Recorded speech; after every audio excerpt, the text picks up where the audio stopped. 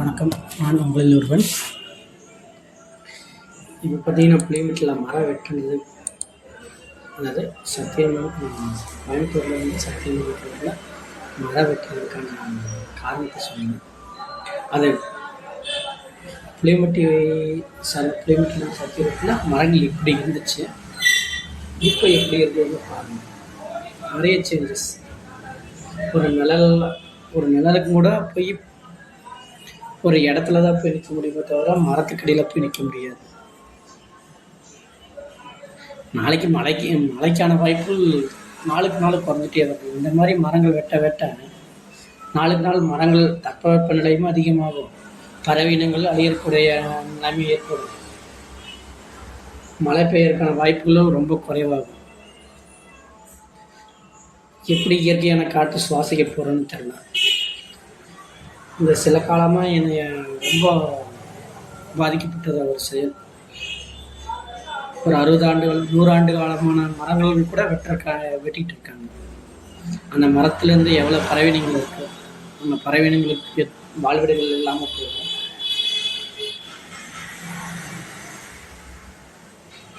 இதுக்கான சொல்யூஷன் தான் என்ன? நாலு நாள் மக்கள் தொகை அதிகமாகுது. அதே மாதிரி நம்ம மக்கள் தொகை தகுந்த மாதிரி நம்ம சுத்தமான காற்று சுவாசிக்கிறதுக்கான மரங்கள் நமக்கு நாம தான் படைக்கும். மரம் வளர்ப்போம், மழை பெறுவோம்னு சொல்லுவோம். மரத்தை அழைச்சி என்ன பண்ண போகிறாங்க? மரத்தை அழைச்சிட்டாங்கன்னா மழை எப்படி பெறுவோம்? கவர்மெண்ட்டை தான் சொல்கிறாங்க மரம் வைப்போம், மரம் வளர்ப்போம் அப்படிங்கிறாங்க. மரத்தை வெட்டிட்டு அந்த கவர்மெண்ட்டே அப்ரூவ் கொடுக்குறாங்க. கேட்டால் மக்கள் நலனுக்காக எடுத்துக்கிறாங்க. என்னோட கருத்து பார்த்தீங்கன்னா, ஒரு மரத்தை வெட்டுறாங்கன்னா ஒரு பொது இடத்துல இருக்கிறது அரசாங்கமாகவே இருந்தாலும் ஒரு பொது இடத்துல இருக்கிற மரத்தை அந்த பகுதி மக்கள்கிட்ட கருத்தை சொல்லணும்.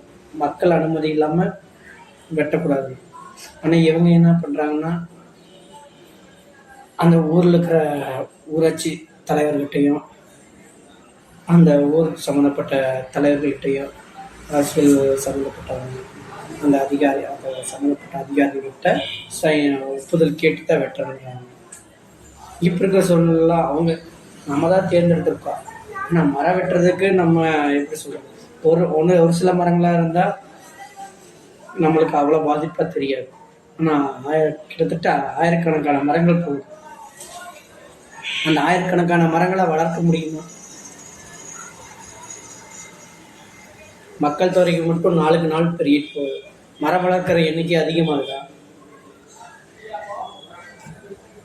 இந்த சோசியல் மீடியா ப்ளஸ் ஏதாவது இந்த மாதிரி விளம்பரம் பண்ணுற சோசியல் சர்வீஸ் பண்ணுறவங்க இந்த மாதிரி ஏதோ மீடியாவில் கேட்டு மரம் வளர்க்குறத பார்க்கத்தான் முடியாது தவிர யாரும் வளர்க்குற மாதிரி இப்போ இருக்கிற ஜென்ரேஷனில் அதிகமாக அந்த ஒரு மரம் வளர்ப்போம் அப்படிங்கிறது இல்லை. மரம் வெட்டுறதுக்கு வேணால் தயாராக இருக்காங்க. அது என்ன இன்க்ளூட் என்னையும் சேர்த்து தான் சொல்கிறேன். நானே இவ்வளோ பேசுகிறேன், ஒரு மரத்தை வளர்த்துருக்கேன்னா இல்லை. ஆனால் ஆதங்கமாக இருக்குது, அந்த மரத்தை வெட்டுறாங்களே அப்படிங்கிற ஒரு ஆதங்கமாக இருக்குது. அது என்னால் எது தடுக்கவோ முடியாது. தனி வரும்னா எதோ ஒன்றும் பண்ண முடியல. ஆனால் இனி வரும் காலத்துக்காக நம்ம பகுதியில் இருக்கிற ஒரு மரத்தையாவது பொது இடத்துல இருக்கிற மரத்தை வெட்டாமல் பாதுகாக்கிறதுக்கு என்ன நடவடிக்கை எடுக்கணுமோ அதுக்கான முயற்சிகளை நம்ம பார்ப்போம். நமக்காக இல்லையா, நம்ம தலைமுறைகளுக்காக, அடுத்த வர சந்ததிக்காக இந்த மரத்தை பாதுகாக்கிறதுக்கான முன்னெச்சரிக்கை ஏற்பாடெல்லாம் செஞ்சுருவோம். இப்போ வேகமாக வளர கிராமங்கள் எல்லாமே நகரப்புறங்கள் மாதிரி டெவலப் ஆகிட்டு இருக்கிற காரணத்தினால எல்லா பகுதியிலுமே ரோடு டெவலப்மெண்ட் அப்படிங்கிற மாதிரி கொண்டு வரக்கான வாய்ப்புகள் இருக்குது. ஸோ அந்த வாய்ப்புக்கும் போது அந்த மரத்தை வெட்டிடும் கேட்டால் கவர்மெண்ட் இடத்துல நாங்கள் வெட்டுறோம் அப்படின்னு சொல்லி கவர்மெண்ட்டே ஆர்டர் கொடுத்துருவாங்க. ஸோ நம்ம ஊராட்சிகள் சம்மந்தப்பட்டதில் அந்த ஊராட்சி சம்மந்தப்பட்ட பகுதிகளில் அவங்களுடைய கட்டுப்பாட்டில் இந்த மரங்கள் வெட்டுற ஒரு கவர்மெண்ட் இடத்துல அந்த ஊராட்சி பகுதியில் இருக்கிறவங்க அனுமதி இல்லாமல் வெட்டக்கூடாது. அதே மாதிரி மக்களோட கருத்து இல்லாமல் ஒரு மரத்தை வெட்டக்கூடாது. மரம் வளர்த்தா தான் தண்ணி அடிக்கும், அது எல்லாத்துக்குமே தெரிஞ்ச விஷயம்.